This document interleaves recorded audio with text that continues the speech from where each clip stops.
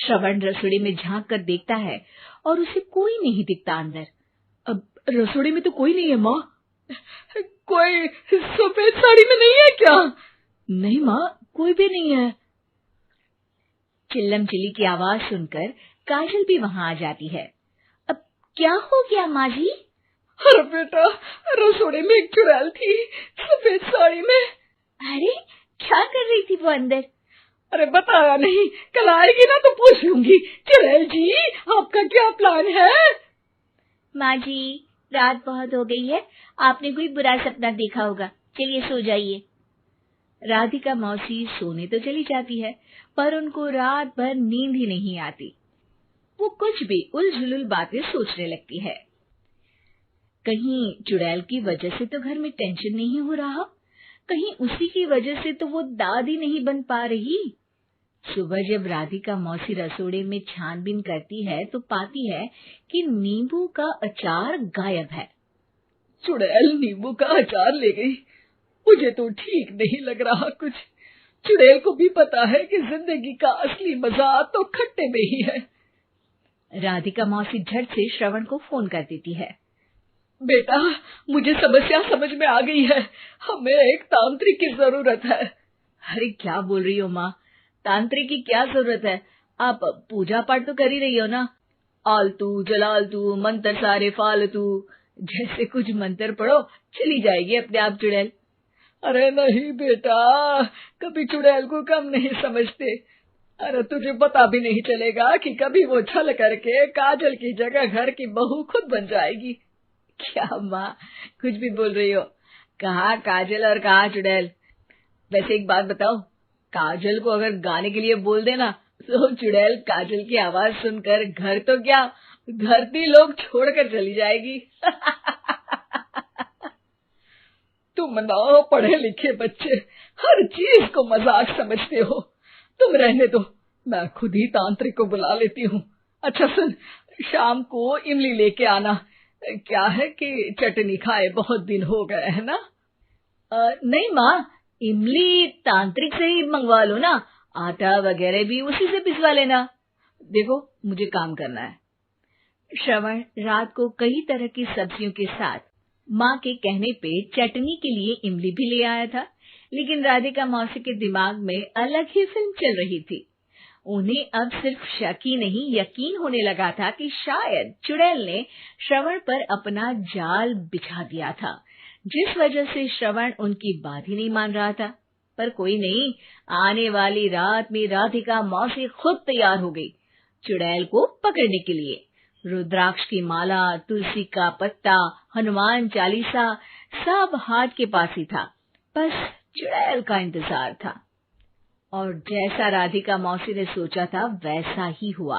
वो चुड़ैल उस रात भी आई, पर वो राधिका मौसी से तेज निकली और राधिका मौसी के उससे पकड़ने के पहले ही वो भाग खड़ी हुई।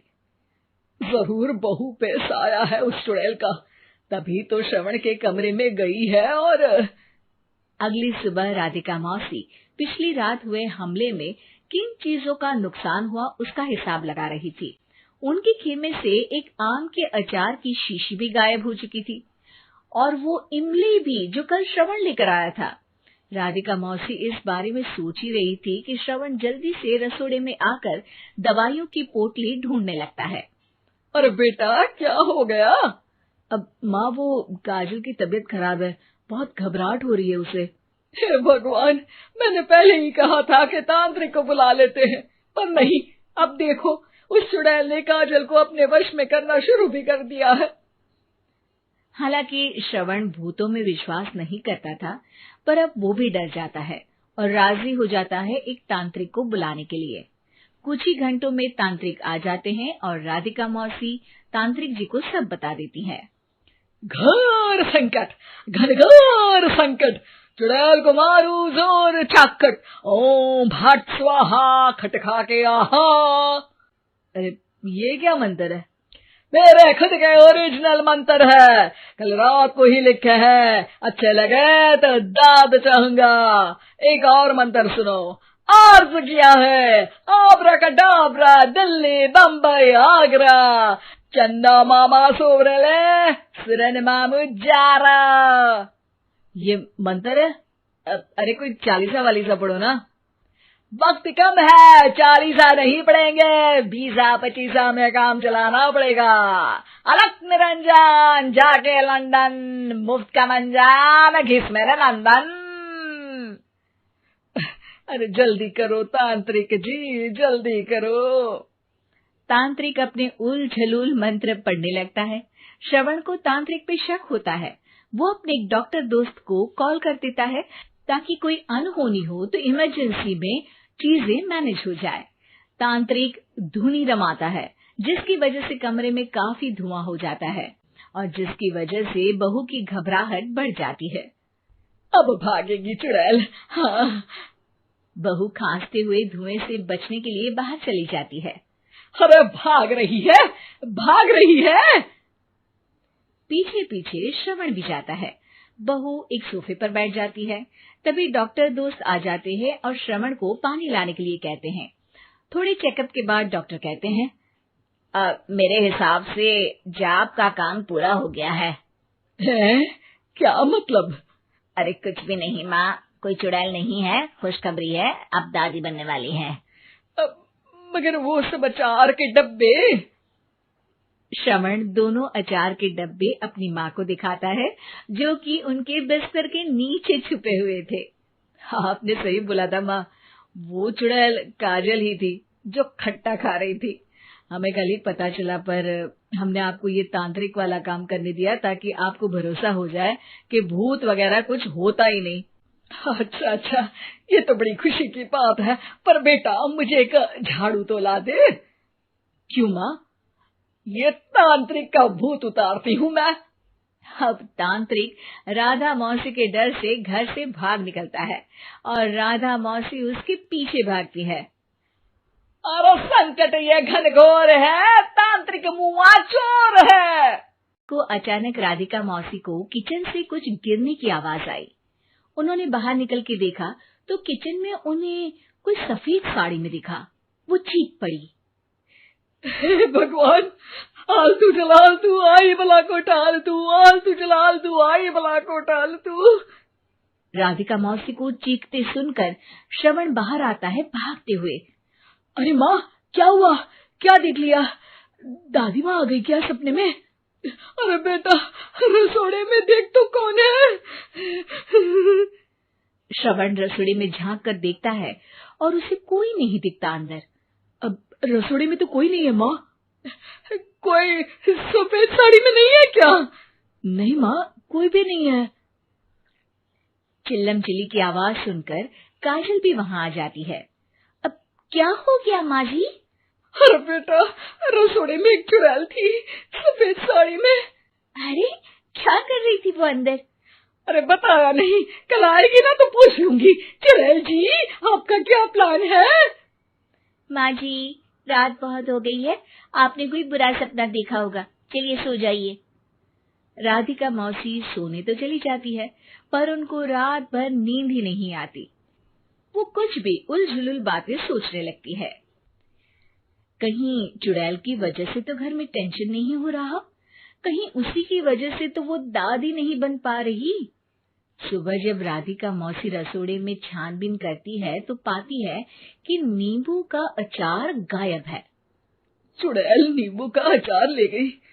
मुझे तो ठीक नहीं लग रहा कुछ। चुड़ैल को भी पता है कि जिंदगी का असली मजा तो खट्टे में ही है। राधिका मौसी झट से श्रवण को फोन कर देती है। बेटा, मुझे समस्या समझ में आ गई है, हमें एक तांत्रिक की जरूरत है। अरे क्या बोल रही हो माँ, तांत्रिक की क्या जरूरत है?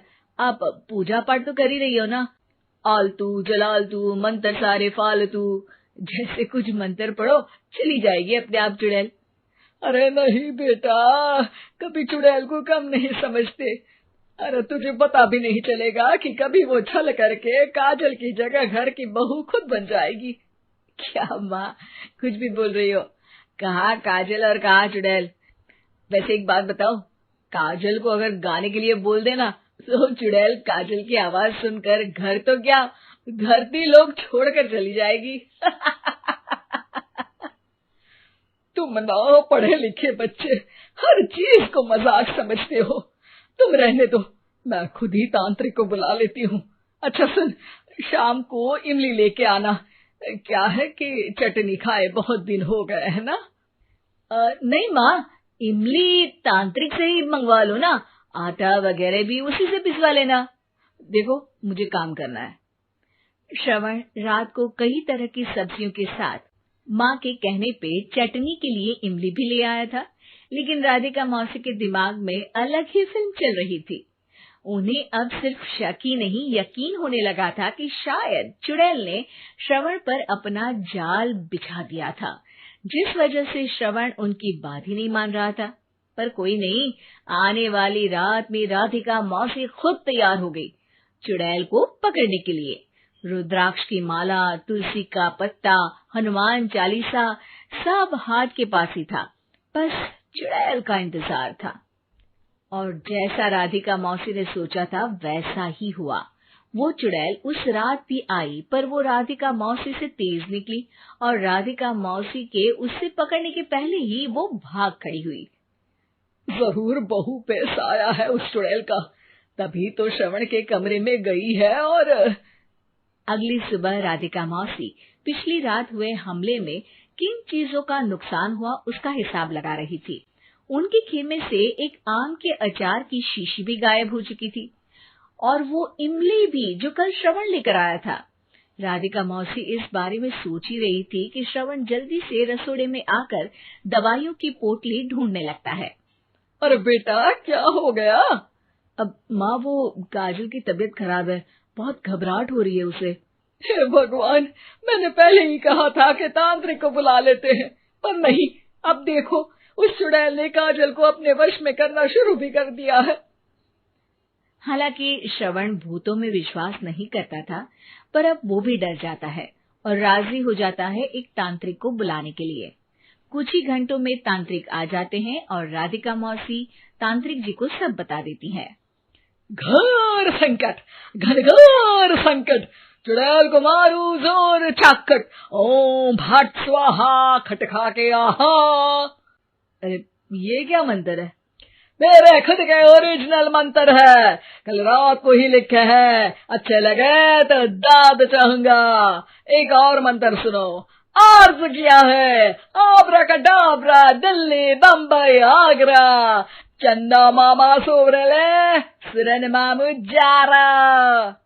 ये मंत्र है? अरे कोई चालीसा वालीसा पढ़ो ना। वक्त कम है, 40 नहीं पड़ेंगे, 20-25 में काम चलाना पड़ेगा। अलग निरंजन जाके लंदन, मुफ्त का मंजान घिस मेरे नंदन। अरे जल्दी करो तांत्रिक जी, जल्दी करो। तांत्रिक अपने उल झलूल मंत्र पढ़ने लगता है। श्रवण को तांत्रिक पे शक होता है। वो अपने एक डॉक्टर दोस्त को कॉल कर देता है ताकि कोई अनहोनी हो तो इमरजेंसी में चीजें मैनेज हो जाए। तांत्रिक धुनी रमाता है, जिसकी वजह से कमरे में काफी धुआं हो जाता है और जिसकी वजह से बहू की घबराहट बढ़ जाती है। अब भागेगी चुड़ैल। हाँ। बहू खांसते हुए धुएं से बचने के लिए बाहर चली जाती है। अरे भाग रही है, भाग रही है। पीछे पीछे श्रवण भी जाता है। बहू एक सोफे पर बैठ जाती है। तभी डॉक्टर दोस्त आ जाते हैं और श्रवण को पानी लाने के लिए कहते हैं। थोड़े चेकअप के बाद डॉक्टर कहते हैं, मेरे हिसाब से जाप का काम पूरा हो गया है। क्या मतलब? अरे कुछ भी नहीं माँ, कोई चुड़ैल नहीं है, खुशखबरी है, अब दादी बनने वाली है। मगर वो सब अचार के डब्बे। श्रवण दोनों अचार के डब्बे अपनी माँ को दिखाता है, जो कि उनके बिस्तर के नीचे छुपे हुए थे। आपने सही बोला था माँ, वो चुड़ैल काजल ही थी जो खट्टा खा रही थी। हमें कल ही पता चला, पर हमने आपको ये तांत्रिक वाला काम करने दिया ताकि आपको भरोसा हो जाए कि भूत वगैरह कुछ होता ही नहीं। अच्छा अच्छा, ये तो बड़ी खुशी की बात है, पर बेटा मुझे एक झाड़ू तो ला दे। क्यों माँ? ये तांत्रिक का भूत उतारती हूँ मैं। अब तांत्रिक राधा मौसी के डर से घर से भाग निकलता है और राधा मौसी उसके पीछे भागती है। अरे संकट ये घनघोर है, तांत्रिक मुआ चोर है। कालू रहा करता था। कालू के घर में उसकी पत्नी जानकी थी। जानकी लोगों के घरों में झाड़ू पोछा करके कुछ पैसे कमा लेती थी और वहीं कालू किसी तरह मेहनत मजदूरी करके 2 वक्त की रोटी का जुगाड़ कर लेता था। कुछ दिनों से हो रही बारिश के कारण कालू की मजदूरी बंद हो गई थी। अरे जानकी, इस बार तो बरसात ने हद ही कर दी, रुकने का नाम ही नहीं ले रही। कुछ समझ में नहीं आ रहा, अगर इसी तरह काम पर नहीं गया तो 2 वक्त की रोटी का जुगाड़ कैसे होगा। अरे तुम चिंता क्यों करते हो, बारिश का क्या है, 1 आध दिन में रुक जाएगी और उसके बाद में फिर से काम शुरू हो जाएगा। अरे 3 दिन तो हो गए, बरसात तो रुक ही नहीं रही है और आगे भी रुकने के कोई आसार नहीं दिख रहे। तो क्या हुआ, तुम्हारा काम बंद हुआ है ना? मैं तो अभी भी लोगों के घर झाड़ू पोछा करने जाती ही हूँ। मेरे पगार से कुछ दिन तो निकल ही जाएंगे। अरे घर का खर्चा तो हम किसी तरह चला लेंगे जानकी, लेकिन ये जो छत टपक रही है इसका क्या करेंगे? ये बात तो आपकी सही है। हमारी झोपड़ी अब काफी पुरानी हो चुकी है और इसके छप्पर में भी कई सारे छेद हो गए हैं। रात भर पानी टपकता रहता है। अरे मैं भी इसी बात से बहुत परेशान रहता हूँ। कहीं किसी दिन ज्यादा बारिश आ गई तो हमारी झोपड़ी टूटकर बिखर ना जाए। राम राम राम, ऐसी अशुभ बातें क्यों करते हो? अरे ऐसा कुछ नहीं होने वाला। ये झोपड़ी ही तो हमारा सब कुछ है। अगर यही नहीं रही तो हम जाएंगे कहाँ? ठीक है जानकी, जब तुम्हारी पगार मिल जाएगी तो कुछ पैसे बचाकर झोपड़ी के छप्पर की मरम्मत करवा लेंगे। शायद हमारी परेशानी कुछ कम हो जाए। ठीक है जी, अब ना ज्यादा परेशान मत हो। ये लो खाना खा लो और सो जाओ, सुबह मुझे भी जल्दी काम पर जाना है। जानकी और कालू अपनी झोपड़ी में सो गए। रात को अचानक से बहुत तेज बारिश शुरू हो गई। धीरे धीरे बारिश का पानी कालू की बस्ती में भरने लगा। पानी भरते भरते झोपड़ी के बाहर तक पहुंच गया था। सुबह के वक्त जब कालू और जानकी सोकर उठे, हे भगवान, ये क्या हो गया? बारिश का पानी तो हमारे घरों तक पहुंच चुका है। अब मैं काम पर कैसे जाऊंगी? रहने दो जानकी, तुम आज काम पर मत जाओ। ऐसे पानी से निकल कर जाओगी और बीमार पड़ गई तो लेने के देने पड़ जाएंगे। लेकिन अगर नहीं गई तो मालकिन लोग नाराज हो जाएंगे। आप जानते हैं ना, बड़ी मुश्किल से 1 दिन की छुट्टी भी नहीं देती है। अरे लेकिन जानकी, झोपड़ी के बाहर तो पूरी बस्ती में पानी भरा है, तुम जाओगी कैसे? जानकी जैसे तैसे करके काम पर चली जाती है, लेकिन अगले दिन फिर से बहुत ज्यादा बारिश होती है और बस्ती में ज्यादा पानी भर जाता है। आज तो मैं तुम्हें किसी भी तरह काम पर नहीं जाने दूंगा। अरे अगर तुम्हें कुछ हो गया तो क्या होगा? ठीक है, तुम ठीक ही कहते हो, आज नहीं जाती। अगर मालकिन नाराज हो गई तो मना लूंगी किसी तरह। अरे मनाने वाली क्या बात है, जब तुम बताओगी कि हमारी झोपड़ी में पानी भर गया है तो वो खुद ही समझ जाएंगे ना। अगले 2 दिन तक तेज बारिश होने की वजह से जानकी, कालू और आसपास की बस्ती में रहने वाले सभी लोगों के घरों में पानी भर जाता है, जिसकी वजह से जानकी काम पर नहीं जा पाती। और 3 दिन के बाद जैसे ही जानकी काम पर पहुंचती है, कहाँ थी तुम? पिछले 3 दिनों से काम पर क्यों नहीं आई? मेम साहब क्या बताऊं, इतनी ज्यादा बारिश हो रही थी, हमारी पूरी बस्ती में पानी भर गया है और उससे भी ज्यादा तो मेरी झोपड़ी के अंदर पानी भर गया। आप ही बताइए कैसे आती मैं? इसका मतलब ये हुआ कि बारिश होगी तो तुम काम पर नहीं आओगी? ना ना, मेरे कहने का ये मतलब नहीं था मेम साहब। तुम जानती भी हो 3 दिन से कितनी परेशानी हो रही है मुझे। सारा काम मुझे खुद करना पड़ा। माफ कर दीजिए मालकिन जी, पर मैं क्या करती, आने के लिए रास्ता ही नहीं था, सब जगह पानी भरा हुआ था। बहाने तो तुझे बहुत बनाने आते हैं। जानकी देख, अगर अगली बार ऐसा किया ना तो फिर काम से हमेशा के लिए छुट्टी। अरे ना ना मालकिन, ऐसा मत कीजिए। बारिश की वजह से मेरे पति की मजदूरी भी छूट गई है। बड़ी मुश्किल से घर में 2 वक्त खाने की रोटी का जुगाड़ हो पाता है। आप मुझे काम से निकाल देंगे तो हम क्या खाएंगे? अगर इतनी ही चिंता है तो फिर रोजाना काम पर आया करो। चलो अब जल्दी से जाकर घर का सारा काम करो। बारिश रुकने का नाम ही नहीं ले रही थी। पूरे शहर में बाढ़ जैसे हालात बन गए थे, लेकिन नौकरी जाने के डर से जानकी किसी तरह रोज काम पर जाती थी। एक दिन जब जानकी काम करके अपने घर लौट आई तो अचानक उसकी बस्ती में कुछ लोगों का शोर सुनाई दिया। अरे लगता है बाहर कुछ हुआ है, मैं जाकर देखता हूँ। हाँ हाँ, पता तो कीजिए, ये बस्ती में लोग इतना शोर क्यों कर रहे हैं। बाहर जाकर कालू ने एक आदमी से पूछा, अरे क्या हुआ भाई, इतना शोर क्यों मचा रहा है? अरे क्या बताए भैया, अपनी बस्ती के बाहर एक पुल टूट गया है और वहाँ पर एक कार फंसी है। थोड़ी देर में अगर किसी ने नहीं बचाया ना तो वो कार पानी में बह जाएगी।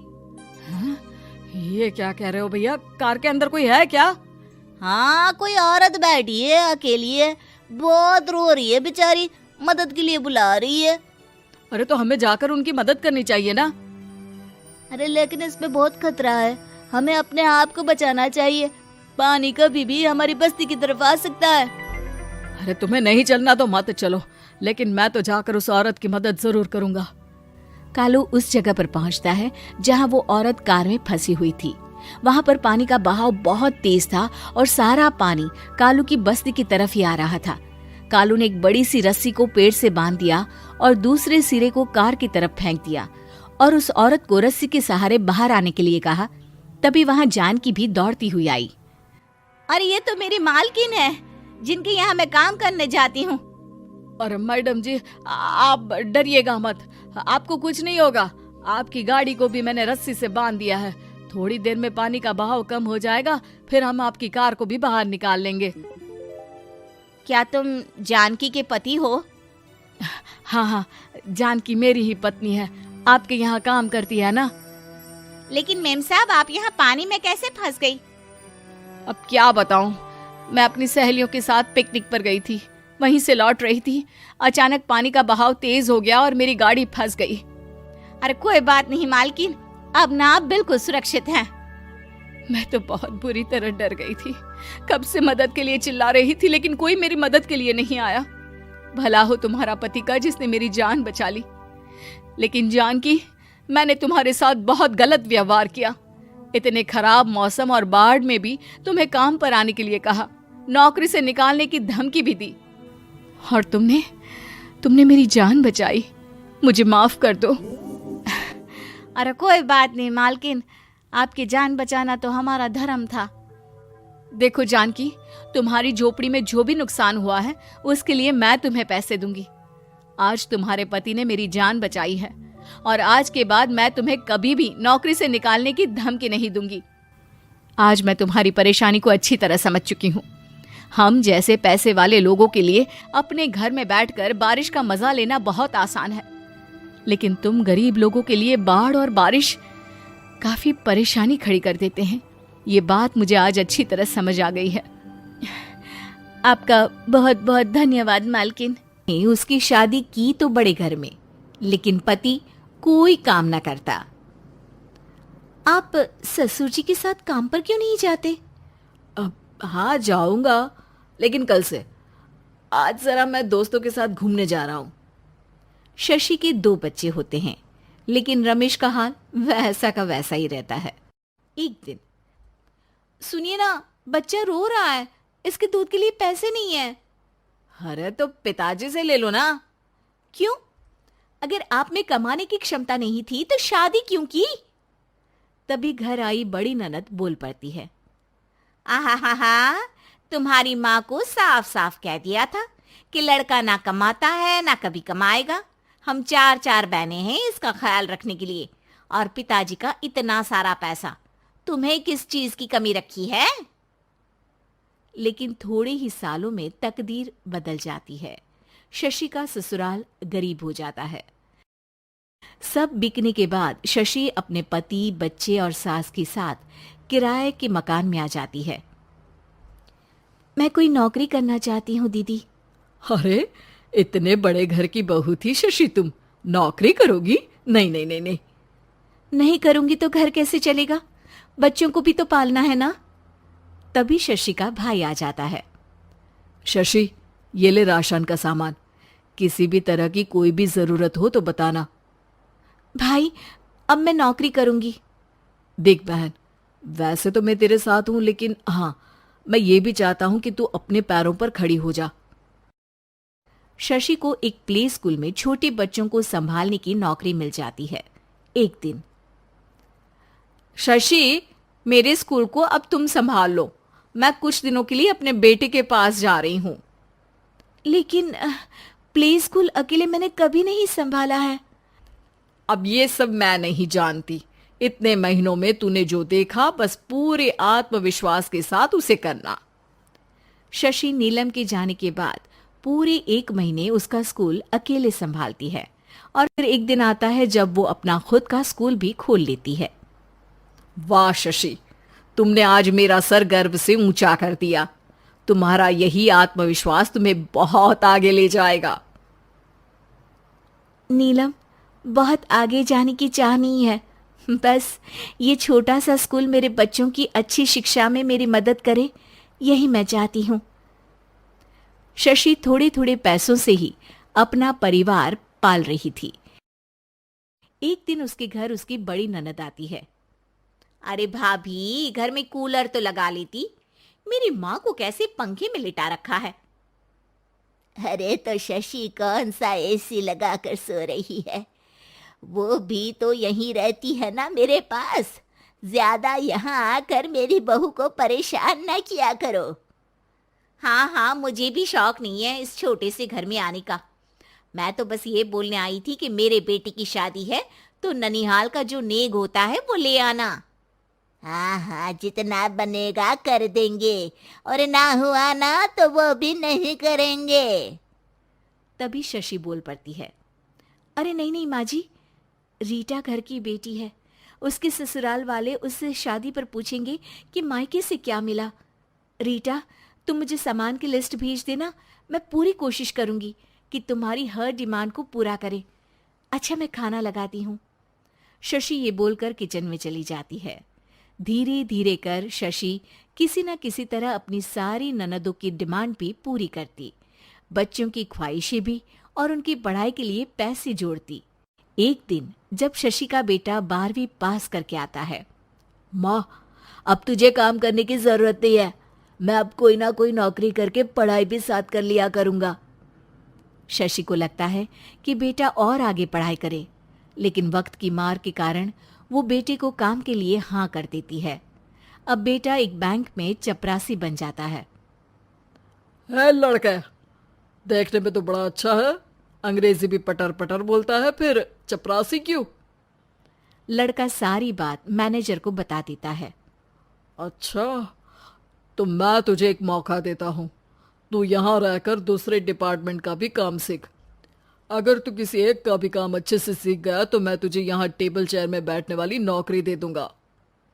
लेकिन एक दिन शशि की ननद उसे फोन करती है।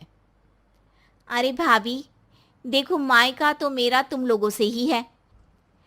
मैंने आपके बेटे और मेरे भतीजे प्रदीप के लिए यहाँ एक नौकरी देखी है, पूरे 5,000 मिलेंगे। वैसे करता ही क्या है, चपरासी ही तो है ना। कोई बात नहीं रीटा, मैं उसे इस शहर के बाहर नहीं भेजना चाहती हूँ, बाकी वो शाम को आएगा तो मैं पूछ लेती हूँ। वहीं प्रदीप मैनेजर की बात से खुश हो जाता है और मैनेजर के काम पर ही नजर रखने लगता है। वो उनकी तरह के पेपर पढ़ता, काम करता और आने वाले लोगों की बातें सुनता। एक दिन बैंक में ऑडिट वाले आते हैं। ये गलत है, पूरी बैलेंस शीट नहीं मिल रही है, कहीं ना कहीं गड़बड़ है। ए मैनेजर, क्या करते हो? बैंक के पैसों का हिसाब सही नहीं है। मैनेजर के पसीने छूट जाते हैं। तभी प्रदीप वहां जाता है। अब क्या मैं ये बैलेंस शीट देख सकता हूँ? अरे बेटा, मजाक नहीं, जाओ पानी लेकर आओ 1 गिलास। प्रदीप मैनेजर को पानी लाकर देता है और फिर ऑडिटर से कहता है, देखिए सर, मैं आपको बता सकता हूँ कि कैसे बैलेंस शीट को आप लोग गलत तरीके से जोड़ रहे हैं। ऐसा बोलकर प्रदीप एक एक कर सारे डाउट क्लियर कर देता है। अरे हाँ, ये तो पॉइंट हमने देखे ही नहीं थे। गुड, कौन है ये बच्चा? तभी मैनेजर बोल पड़ता है। अब हमारे यहाँ अकाउंट में नया आया है। ऑडिटर के जाने के बाद, वाह प्रदीप, आज तो तुमने मेरी नौकरी बचा ली। और आपने भी तो मेरी नई नौकरी लगा दी अकाउंटेंट की। बस फिर क्या था, प्रदीप ने एक बार जो सफलता की सीढ़ी चढ़ी, बस चढ़ता ही चला जाता है। फिर एक दिन शशि की ननद, अरे भाभी कैसी हो? घर को तो बड़ा ही सुंदर चमका रखा है। अरे बेटी कैसे आना हुआ? तू तो इस छोटे से घर में आना भी नहीं चाहती थी, कोई खास काम है क्या? अब हाँ, वो माँ, मेरा जो मजला बेटा है ना, वो अकाउंट से पढ़ाई कर रहा है, तो प्रदीप से बोलकर उसकी भी कहीं अच्छी नौकरी लगा दो ना। सास और शशि समझ जाते हैं कि कैसे पैसे आते ही लोगों के बात करने के तरीके से लेकर रिश्ते निभाने तक में बदलाव आ जाता है। दिल्ली में किसी तरह अपने और अपने परिवार का पेट पाल रहे थे, पर एक दिन, अरे रमेश, तुम्हारी बेटी के तो समझो भाग्य ही खुल गए, वकील लड़के का रिश्ता आया है। अरे वाह, कब करना चाहते हैं शादी? वो लोग तो जल्द से जल्द ही करेंगे, बाकी शाम को मैंने रेखा को देखने के लिए बुला लिया है। तेरा घर छोटा है तो तुम लोग मेरे घर ही आ जाना।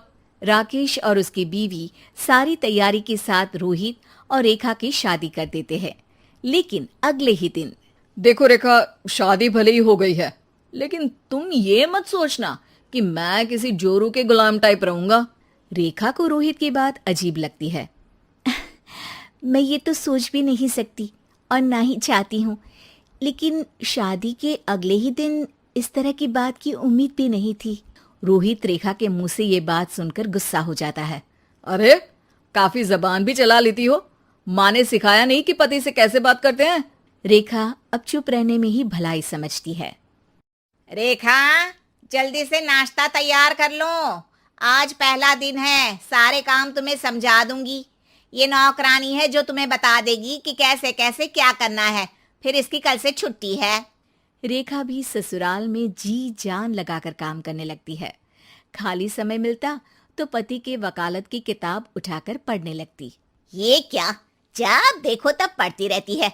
अच्छा सुन, कल पिता के घर से 20,000 रुपये लेकर आना, मेरे छोटे बेटे की फीस भरनी है। लेकिन पापा क्यों भरेंगे उसकी फीस? अरे वाह जी वाह, पापा क्यों भरेंगे? तो ये बता, हम क्यों रखेंगे तुझे यहाँ, क्यों खाना देंगे फ्री में? अरे क्योंकि मैं बहू हूँ इस घर की। तभी वहाँ रोहित आ जाता है। अरे वाह, बड़ी जबान चला रही हो, चुपचाप माँ जो कह रही है वैसा कर, वरना सामान उठा और जा अपनी झोपड़ी में। बेचारी रेखा क्या करती, पिता के घर जाती है, उनको सारा हाल बताती है। पिता भी जैसे तैसे पैसों का इंतजाम कर बेटी को ससुराल के लिए विदा करते हैं। देखा, अब कहाँ से आए पैसे? अरे बहुत माल है तुम लोगों के पास, बस सीधी उंगली से निकालते नहीं। नहीं नहीं माँ, पापा ने अपनी मोटरसाइकिल बेचकर पैसों का इंतजाम किया है, पता नहीं अब वो ऑफिस कैसे जाएंगे। अरे वाह भाई, ये भी हम सोचे। खैर, जैसे तैसे दिन बीतते हैं। रेखा जहाँ एक प्यारे से बेटे की माँ बनती है, तो वहीं उसका वकालत की किताब में ज्ञान और गहराता जाता है। हे भगवान, बुरे फंसे, ये केस तो लगता है कि मैं हार ही जाऊंगा। देखिए, मैंने आपकी इस केस की फाइल पढ़ी थी, इस केस को जीतना बहुत ही आसान है। वाह भाई वाह, यहाँ वकालत की डिग्री लेकर भी मैं समझ नहीं पा रहा हूँ, और तुमने रोटी बनाते बनाते ही केस समझ लिया। अरे जाओ जाओ, जाकर मुन्ने को संभालो, केस मैं संभालूंगा। ए लड़की सुन, जाकर अपने बाप के यहाँ से 3 लाख लेकर आ, पूरा घर फिर से बनाना है। छोटे की शादी करूंगी तो छोटी बहू को कहाँ रखूंगी, पूरा घर तो तूने घेर रखा है। ऐसा मत बोलिए माँ जी, पापा इतना पैसा कहाँ से लाएंगे, अब तो वो रिटायर भी हो गए हैं। हाँ, तभी तो बोल रही हूँ, रिटायरमेंट के पैसे तो मिले होंगे ना। लेकिन वो अगर आपको दे देंगे तो बुढ़ापा कैसे काटेंगे? रोहित रेखा की बात सुनकर गुस्सा हो जाता है। ए सुन, चल अपना सामान उठा, अपना बच्चा उठा और निकल यहाँ से। रेखा के लाख आग्रह के बाद भी रोहित और उसकी सास उसे घर में नहीं रखते। पापा, मैं तलाक चाहती हूँ, बेटा, मेरे पास वकील के पैसे नहीं है।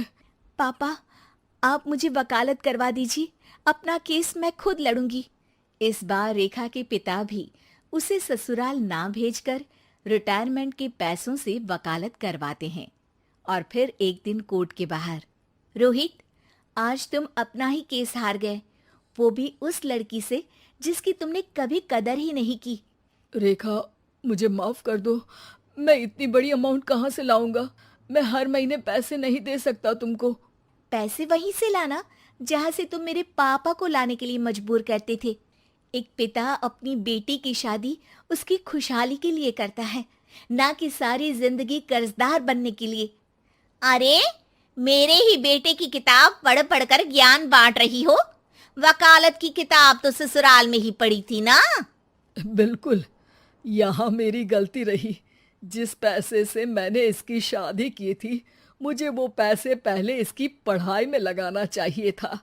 और आज रेखा एक जानी मानी वकील के रूप में काम कर रही है। पिद्दी बहुत खर्चीले स्वभाव की थी। वो जितना कमाती अपने ऐशो आराम में पैसे उड़ा दिया करती।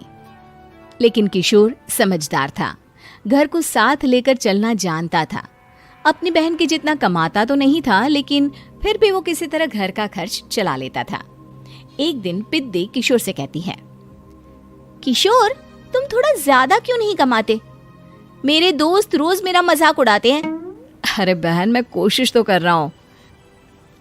अच्छा सुनो, अगले महीने रक्षाबंधन है, मुझे सोने का हार चाहिए, इससे कम कुछ भी ना लूंगी। अरे दिला दूंगा बहन। किशोर को पूरी रात नींद नहीं आती।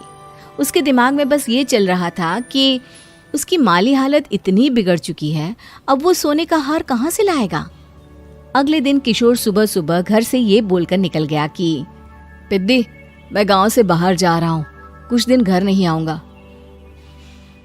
किशोर ने अपने काम के साथ साथ फेरी में कपड़े बेचने भी शुरू कर दिए, जिससे वो ज्यादा से ज्यादा पैसे कमा सके। रात में वो एक बिल्डिंग की चौकीदारी भी करने लगा। अपने काम से थोड़ा बहुत समय निकालकर बस कुछ घंटे की नींद ले पाता था। और कब वो कुछ दिन एक महीने में बदल गए और रक्षाबंधन भी आ गया, पता ही नहीं चला। लेकिन किशोर अभी तक घर वापस नहीं लौटा। जहां वो काम करता था, पिद्दी के नाम का गुल्लक रखा हुआ था। किशोर ने उस गुल्लक को फोड़ा और सारे पैसे इकट्ठा करके एक सोने का हार खरीद लिया। घर में पिद्दी किशोर का इंतजार कर रही थी। तभी किशोर आता है। कहाँ चले गए थे? 4 दिन का कहा था और 1 महीने से पता नहीं कहाँ गायब हो गए थे। मैंने बस एक हार मांगा था और तुमने तो घर ही छोड़ दिया।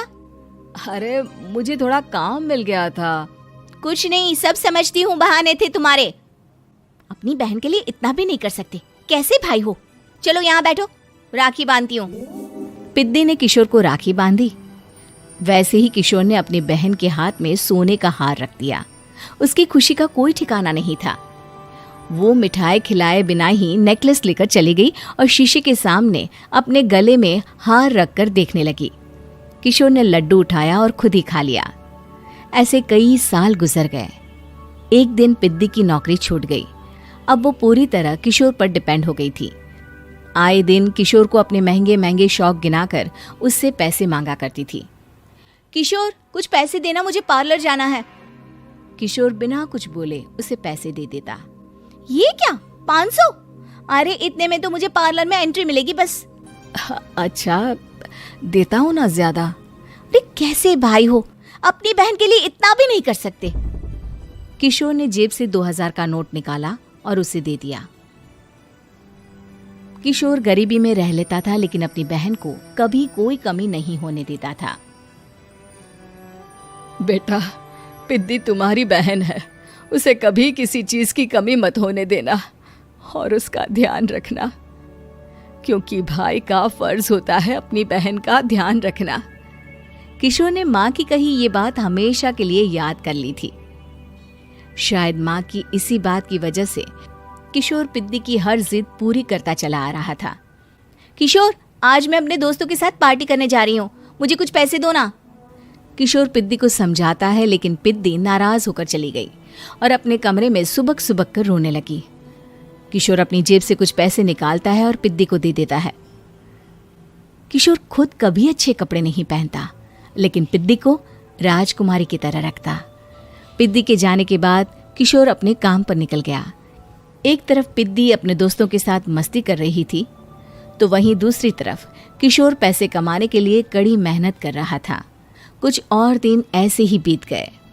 एक दिन पिद्दी एक लड़के को लेकर घर आई और उसे किशोर से मिलवाया। किशोर, मुझे इस लड़के से शादी करनी है, लेकिन इनके मम्मी पापा बोल रहे हैं कि उनको दहेज में एक कार चाहिए, तभी वो मेरा और पंकज का रिश्ता कबूल करेंगे। लेकिन बहन, कार खरीदना कोई सब्जी खरीदने के बराबर तो नहीं है। अरे कैसे भाई हो तुम? अपनी बहन के लिए इतना नहीं कर सकते? देखो, मैं ज्यादा इंतजार नहीं कर सकती।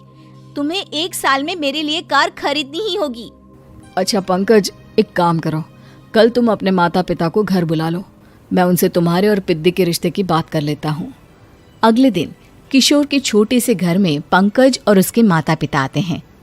बेटा, तुम्हारी बहन ने हमारी शर्त तो बता ही दी होगी। जी बेटा, तुम तो इतने छोटे घर में रहते हो, दहेज कहाँ से लाओगे? मैं अपनी बहन की खुशी के लिए सब कुछ कर सकता हूँ। पंकज और पिद्दी का रिश्ता तय हो जाता है। किशोर अब अपनी क्षमता से 4 गुना ज्यादा काम करने लगता है। सुबह सबके घरों में न्यूज़पेपर फेंकता, दिन में मजदूरी करता और रात में चौकीदारी करता। खूब मेहनत करके किशोर ने अपनी बहन की शादी के लिए पैसे जुटा लिए। उसने अपनी बहन के लिए कार खरीद ली। जब वो पिद्दी के ससुराल वालों से मिलने गया तो उन्होंने किशोर से और पैसों की मांग की। इस बार किशोर हार चुका था। पिद्दी माफ करना, मैं तुम्हारी शादी उस लड़के से नहीं कर सकता। वो लालची लोग हैं, उन्हें सिर्फ पैसों से मतलब है। देखो किशोर, मैं पंकज से ही शादी करूंगी। क्योंकि पिद्दी ने तो किशोर की बात न मानने की जैसे कसम खा रखी थी। किशोर ने पंकज को घर बुलाया। पंकज, तुम अपने माता पिता को समझाते क्यों नहीं हो? भैया, वो हमारी शादी के लिए मान गए, मेरे लिए तो यही बहुत बड़ी बात है। हम एक काम कर सकते हैं, दहेज की रकम में से कुछ पैसे मैं आपको दे देता हूँ। अरे लेकिन समाज वाले क्या कहेंगे? अरे जब दुनिया को पता चलेगा तब ना। अच्छा, कुछ पैसे मैं अपने मालिक से कर्ज में ले लेता हूँ। कुछ पैसे पंकज देता है, कुछ वो कर्जा लेता है और अपनी उम्र भर की कमाई वो अपनी बहन की शादी में लगा देता है। आखिर में पंकज और पिद्दी की शादी हो जाती है। पिद्दी की विदाई के बाद किशोर बिल्कुल अकेला पड़ जाता है। अब उसका कमाने में भी मन नहीं लगता। उधारी वाले रोज घर में आकर बैठ जाते हैं। अरे किशोर, अब तो पिद्दी की शादी को 5 साल हो गए, अब तो हमारा पैसा लौटा दो। चाचा, पिद्दी के जाने के बाद किसी भी काम में मन नहीं लगता। अरे तो हमारा पैसा कैसे वापस मिलेगा? जी, कुछ करता हूँ मैं। किशोर के ऊपर बहुत सा कर्जा चढ़ गया था, इसलिए उसने तय किया कि वो ये घर बेचकर सबके पैसे लौटा देगा। अगली सुबह शहर के किसी साहूकार को उसने अपना घर बेच दिया और सबके पैसे लौटा के वो गांव छोड़कर चला गया। पिद्दी ने शादी के बाद कभी अपने भाई का हाल तक नहीं पूछा।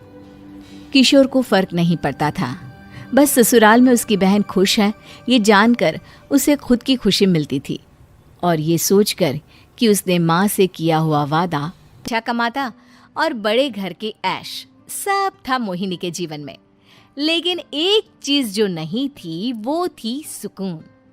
मेरी बहन और मेरा भाई दोनों गरीब, लेकिन मैं मेरे पास तो नोट की बरसात है। तभी मोहिनी की बहन बीना उसके दरवाजे आ जाती है। अरे मोहिनी, कैसी है? मेरे घर में ना सिलेंडर खत्म हो गया है, तेरे पास तो इतने पैसे हैं, भरवा देना मेरा सिलेंडर। पैसे जैसे ही आ जाएंगे मैं दे दूंगी। तभी मोहिनी का पति राकेश आ जाता है। क्या है बिना, ये अपने घर की परेशानी हम लोगों के घर ना गाया करो। तुम्हारी बहन को तुम लोगों पर तरस आ जाता है और वो पैसे देने लग जाती है। मुझे ये बिल्कुल पसंद नहीं है। ओ जीजा जी, नहीं, मैं तो वो बस अच्छा मैं चलती हूँ। बीना वहां से चली जाती है। उसके जाने के बाद अच्छा किया जो आपने सुना दिया। अरे न जाने क्या सोचकर मेरे घर आ जाती है कि जैसे यहाँ तो भंडारा भरा है। अरे कितना तो दे दिया। अच्छा जी, जरा 1000 तो देना, वो बिन्नी दीदी है ना, उनके घर जा रही हूँ। उनका पोता हुआ है तो मुंह दिखाई दे दूंगी। हाँ हाँ, उन लोगों के आगे तो शो ऑफ किया करो, वो खुद को बड़ा अमीर शो करते हैं ना, दिखा दे कि तू भी किसी से कम नहीं है। हाँ जी, इसी के लिए तो जा रही हूँ। मोहिनी तैयार होकर अपनी बुआ की बेटी के घर जाती है, जहाँ उसके पोते का कार्यक्रम चल रहा होता है। वहाँ वीना भी आई होती है। अरे वीना, क्या जरूरत थी यहाँ आने की? तेरे घर पर गैस नहीं है तो वो भरा लेती। क्या करूँ मोहिनी, बुआ को बुरा लग जाता नहीं जाती तो। वैसे मेरे पास एक जोड़ा बच्चे का कपड़ा रखा था, वही अपनी चांदी के पायल के साथ देने जा रही हूँ। घर पर गैस थी नहीं, सोचा परिवार यहीं खाना खा लेगा, बाकी सुबह का सुबह देखा जाएगा। मोहिनी को बहन पर दया आ जाती है। वो पर्स से 1000 रुपए निकाल कर दे देती है। ले वीना, लेकिन पैसे वापस कर देना, तेरे जीजाजी हिसाब लेते हैं। मोहिनी भी क्या करती, गरीबी में बहन का सहारा ही उसके जीवन जीने का आधार था। फिर एक रोज, सुनिए, भाई के घर बेटी हुई है, मुझे माँ के पास जाना होगा। अरे उस घर में ना कूलर है ना एसी, कैसे रहोगी तुम? हाँ, वही सोच रही हूँ कि अकेली जाऊं, बच्चों को साथ ना ले जाऊं। चली जाओ, लेकिन ये जो तुम अपने गरीब परिवार से मिलने चली जाती हो ना, मुझे बिल्कुल अच्छा नहीं लगता। पता नहीं मैं भी कैसे मैनेज करती हूँ, लेकिन क्या करूँ। मोहिनी भाई भाभी के घर आती है। मोहिनी, कैसे आना हुआ? तू यहाँ हम लोगों के घर रह लेगी या फिर किसी होटल में रहेगी? क्या हो गया है माँ, मोहिनी को क्यों ऐसे बोल रहे हैं आप? अरे तू नहीं जानती अपनी ननद को, पैसे वाली है ना, तो ऐड कुछ ज्यादा ही है। मोहिनी को माँ की बात का बुरा नहीं लगता है, क्योंकि उसे पता ही नहीं चलता कि माँ उसे जली कटी सुना रही है। वो भाभी की बच्ची के साथ लेन देन करती है और वहाँ से चली जाती है। उसके जाने के बाद, माँ, क्यों आप मोहिनी को इतनी सारी बातें सुनाती हो? भाई का बेटा बोल पड़ता है। माँ, क्योंकि दादी जानती है कि बुआ के अंदर घमंड है। सही बोल रहा है मोहन, बहू भले तुझे ना दिखता हो, लेकिन मुझे और मोहन को दिखता है कि वो कितनी घमंडी है। मोहिनी मायके आती है, जहाँ गरीबी के कारण चीजें कम होती हैं। इस मोहन के बच्चे को काम पर लगा दो ना, किसी दुकान या किसी होटल में, बर्तन धो लिया करेगा, कम से कम 4 पैसे और आएंगे घर में। देख मोहिनी, माना तेरे पास पैसा है, लेकिन तेरे भाई के दिन इतने भी बुरे नहीं चल रहे कि वो अपने बच्चे की पढ़ाई रुकवाकर उससे बर्तन धुलवाए। मोहन माँ की ओर देखता है, जैसे आंखों से बोल रहा हो, देख लिया बुआ का हाल। हाँ मोहिनी, बात तो सही है, लेकिन अभी मोहन को पढ़ना है। आखिर तुम भी तो अपने दोनों बेटों को पढ़ा रही हो ना। मेरे बेटों से कैसे कंपेयर कर सकती हैं आप? अरे वो तो कलेक्टर बनेंगे। हाँ, कल को वो मोहन को नौकरी में रख लेंगे, क्यों? मोहिनी कुछ दिन और रहकर चली जाती है। धीरे धीरे दिन बीतता है। मोहन बड़ा होता है और कड़ी मेहनत से सफल भी हो जाता है। मोहिनी, माँ के जाने के बाद तो तुमने भाई भाभी के घर जाना छोड़ ही दिया, क्यों? वो क्या है ना, उन लोगों का घर छोटा है, मेरे बच्चे जाना ही नहीं चाहते। पर तुझे क्यों अचानक मायके की बात याद आ गई? यार, मेरा तो मायका है, भाई भाभी है, मेरा तो आना जाना लगा ही रहता है। हाँ, क्योंकि तुझे आदत है ना ऐसे छोटे से घर में और कम पैसे में रहने की। वैसे क्या खबर है आजकल मायके की अपने? अब वो घर छोटा और कम पैसे का नहीं रहा, क्योंकि मोहन तो बहुत बड़ा आदमी बन गया है। फिर क्या? मोहिनी भाभी को फोन करती है। मोहन किसी बड़ी कंपनी का मैनेजर हो गया है क्या भाभी? क्या ये सच है? हाँ मोहिनी दीदी, अब तो हम लोगों के गरीबी के दिन कट गए। आपके भाई ने कोई अच्छे कर्म किए होंगे, जो हम लोगों का बेटा इतना अच्छा कमा रहा है। देख लो भाभी, पहले भी आपने कई गलतियां की थी, आप थोड़ा संभल कर चलना। भाभी को मोहिनी की बात समझ में नहीं आती कि वो क्या कहना चाहती है। फिर एक दिन वीना मोहिनी से कहती है, मोहिनी, हमारा भतीजा मोहन अच्छा कमा रहा है, क्यों ना मैं अपने बेटे की नौकरी के लिए उससे बात करूं। अरे बुआ का बेटा है, ये सोचकर मदद तो करेगा ना। हाँ हाँ, क्यों नहीं करेगा, उसके बुरे दिन में तो हम भी खड़े थे। मोहन को वीना फोन करती है और अपने बेटे की मदद करने की बात करती है। हाँ हाँ बुआ, क्यों नहीं, आप सिद्धार्थ को भेज दें, मैं अपनी ही कंपनी में उसकी नौकरी करवा देता हूँ।